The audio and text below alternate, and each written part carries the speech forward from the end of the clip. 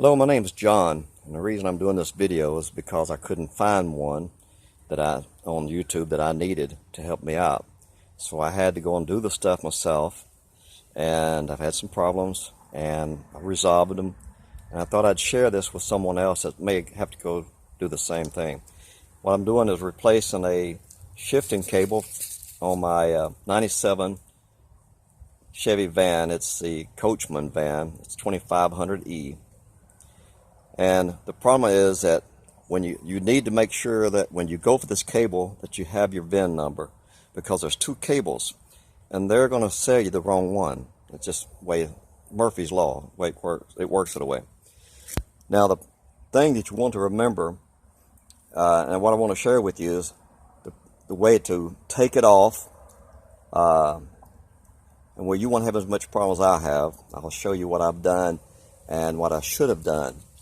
But I didn't know, and I couldn't find it on YouTube. So I'll share it with you. First of all, as I'll show you my cable, the one I took off. I was in Austin, and when it broke, and I had to actually jack the van up, crawl underneath it, and shift it by hand into park where I could crank it. Well, once I did that, I could pull it down into drive, but I wasn't able to move it back up to park or reverse or whatever. So I asked the guy that was parked in front of me if he would move the vehicle where I could leave. Now, I live in East Texas, which is a 4.5-hour drive from Austin.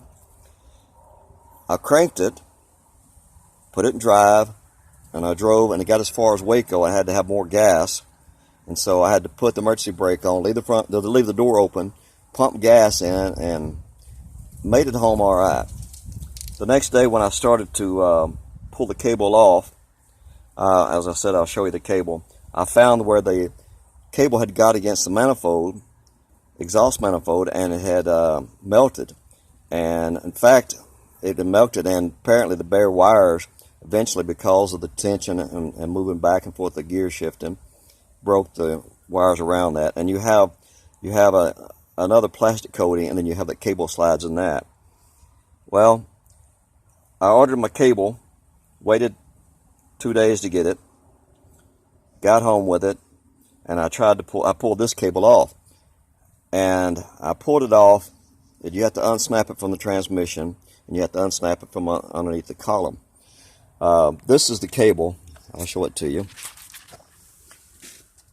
This is the part here that hooks to the transmission. And you can see right here there's a clip there. There's a clip right here that it goes on the arm. It goes into the shifting lever. On the back you have a white, it's basically a snap catching whatever, and it pushes down. Once you get it where you want it, you push it back in, and it locks that position. Now the problem you have with when you order this thing is the length between here and here has to be right. One they sold me would only extend at like 1 inch, extending far enough. And so when I went to put it on, I had everything all connected, and I was so happy, and I thought, well, this is it. And I reached and I pulled and I looked, and it locked 1 inch, and it was the wrong cable. So I had to go back and wait another 2 more days to order another one. Now, the part that had got melted, you see right here, I started getting desperate. I thought, well, if nothing else, I'll fix this. And I put some muffler wrap on it. And it was working. It would work, but it would be temporary fix. It'd get you where you need to go. That's it. Now, when I put the new one on, I also wrapped it in this muffler tape wrap. And the reason I did it, because if it does come loose, even though you got this piece here, this actually goes against the motor. Doesn't protect you from the manifold. So I wrapped the new one with the stuff, used a heat gun, wrapped it up, and then I put electric ties on each end to hold it, and then I used a heat gun and heated it to get it cured to that to itself where it wouldn't come off. So if there, for some reason, these little snaps right here, it goes onto hooks onto a bolt on your motor or whatever. This one here had melted right here. In this area there was one there that hooks up to a hole and your motor itself. Then this one hooks up to the floor, the bottom of the floor, and it's supposed to keep it away from your exhaust manifold. It didn't work, so I didn't want to take a chance. Now the other end, this end here, this end, you see it's also got the piece there that slides into, it's basically like an eyelet that holds this steady. The other one on the other end holds here, has an eyelet too, and it locks it in. You got a little ears that stick out, and a U connector that goes and keeps it in place. That keeps the cable where it won't move back and forth when you're shifting. Same thing underneath the dash, and I'll show it to you in a second. And then this piece here, of course, snaps onto your gear shift mechanism next to where your brake, it connects to your brake, and where you can't put it in gear without holding the brake. Now then, this, I'm gonna flip the phone around, or maybe not. This is the Chevy. It's a 97 Chevy 2500 Coachman. And you see I don't have much room to work here. And what it is, it comes out right here underneath. And so it comes out and it goes down underneath it. Now, one of the first things, which I didn't do, I connected it to the transmission first and then tried to weave it up through here, then through that direction. And then I had to pull the dust covered gasket through, and it should have been pushed through instead of pulled through. So what I did this time, as I'll show you, let me get a light here.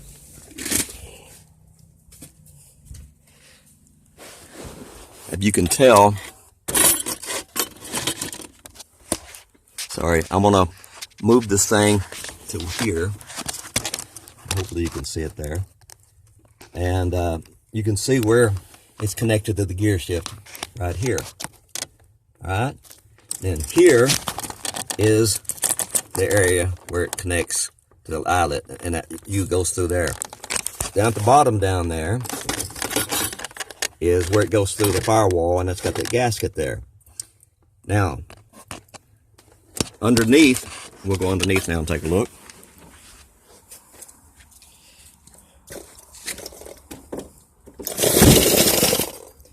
It's really not difficult once you know how to do it. I've worked on worse and more difficult. So crawl underneath it. You can see right here. Get my light on.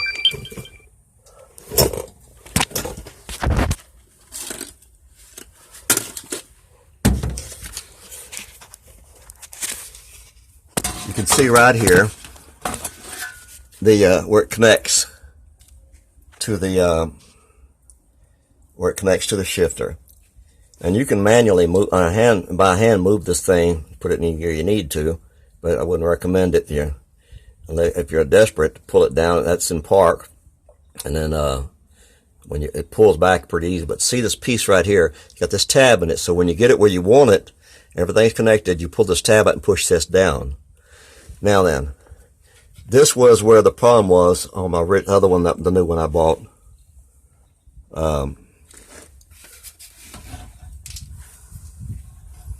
Let's see if I can try and see where I can make it easier for you to see. A lot of these videos, they're so dark you can't see anything. This one here, I want to make sure that people can see it. Underneath here, of course, everything's cold. Nothing been moved in a few days. So if I can get right here, you see this orange, it's got that U pushed in it. And this has this little eyelet, it goes through here, it's got a hook there to here. The problems I had was, even though this head is adjustable, it's still like an inch. So you have to get the right one. So make sure you carry your VIN number and find out which one goes with that vehicle. Now over here you can see where it's connected to the motor, and it's got that heat shield here, and then that piece here connected. Well, that piece here was what had broke loose and was against this. And underneath it, you see I've wrapped the thing here with this red transmission, muffler wrap. And then on further down, up, you can see where I've got it against the firewall, and that just slides on. So I don't know, and this one just slides in, so it's possible it could get loose again. So I wanted to have a extra safety, and I wrapped it. Now then, it's all connected, and I can shift it now. But I just wanted to share with you